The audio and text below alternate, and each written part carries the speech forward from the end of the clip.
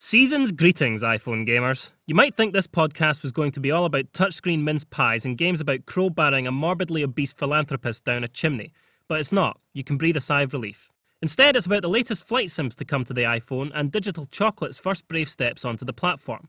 We'll also be reviewing Hero of Sparta, Grav Racer and I Love Katamari. So put your Yuletide nonsense to one side, remove that ridiculous-looking paper party hat and get ready for podcast number 3. All together now? Bah humbug. Flight simulators are often played by people that don't normally like games and are punctuated with long spells spent gazing at the horizon. It's not exactly Top Gun, but with the iPhone offering tilt controls to help master the skies, digital aviation all of a sudden seems that much more like a life-affirming highway to the danger zone. Which is probably why this week saw the announcement of 2 new flight sims for the iPhone. Probably.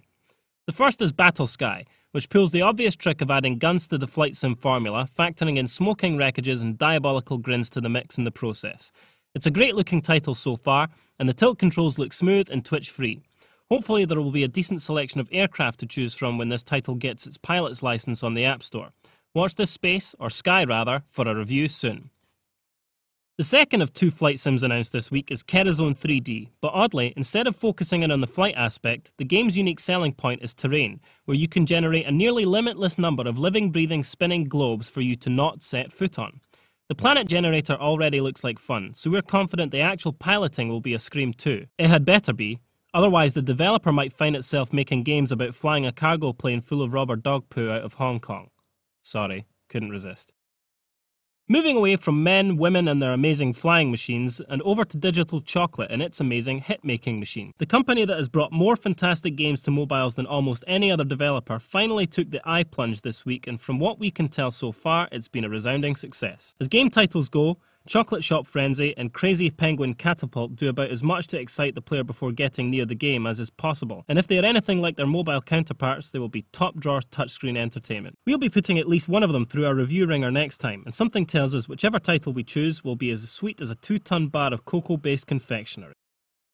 We might as well just come out and say that Grav Racer is heavily inspired by Sony's futuristic racing franchise, Wipeout. You race hovering vehicles using air brakes to avoid hitting the sides, while picking up missiles, shields, mines and speed boosts. It means Cobra Mobile's title will inevitably be compared to the tough-to-live-up-to Wipeout series, but thankfully, Grav Racer has more than enough thrills of its own to shoulder these comparisons. There are 4 classes of ship to race on a dozen interplanetary tracks. Each class has a progressively higher top speed, offset by trickier handling. Acceleration is automatic, and you tilt to steer, while tapping a virtual button on the left of the screen initiates the air brakes. Weapons and power-ups are activated by another button that appears on the right when you grab a pickup. The steering feels jittery at first, but the way your ship bobs and weaves soon becomes second nature, and the integration of the accelerometer is tight. It's genuinely fast too, and with a thumping soundtrack, the combined effect is nothing short of thrilling. It can be frustrating at times, with a wavering difficulty curve and the lack of an online mode seems like a missed opportunity. Even so, Grav Racer is a premium iPhone racing game, and though its inspiration is obvious, the execution is masterful.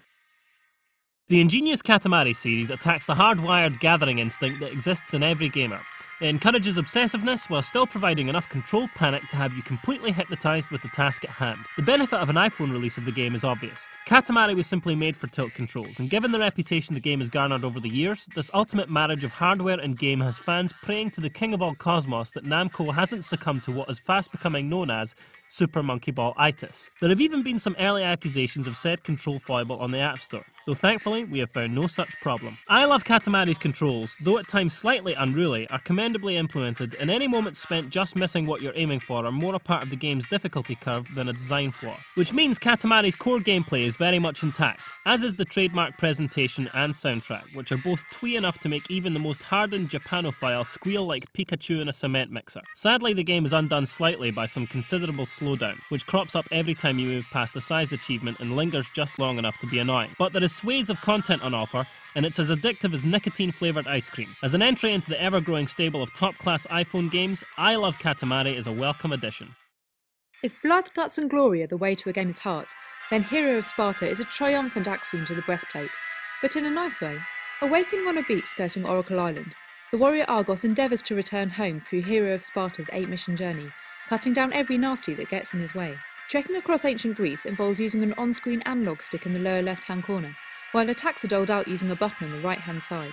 The analog stick is responsive most of the time, though occasionally you need to take your thumb off the screen and then replace it to unstick Argos from pieces of scenery. There are weapons to collect as you progress, with a scimitar, bow and arrows, and an axe joining Argos' starting sword and shield. The diverse arsenal makes for varied action, and slaying the slithering gorgons, skittering scorpions, and minotaurs never tires.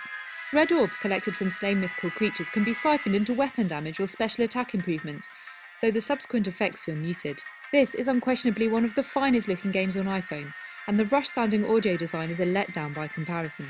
Tuning up the analog stick and resampling the sound effects would transform Hero of Sparta from an imperfect champ into a gaming god. Despite these shortcomings, few games measure up. Thanks for watching the Pocket Gamer iPhone Gaming Podcast. If you're looking for more iPhone gaming news, reviews and features, you can download the Pocket Gamer iPhone application from the App Store. Or just point your Safari browser at www.pocketgamer.co.uk/iPhone. That's it for now, so until next week, happy Pocket Gaming.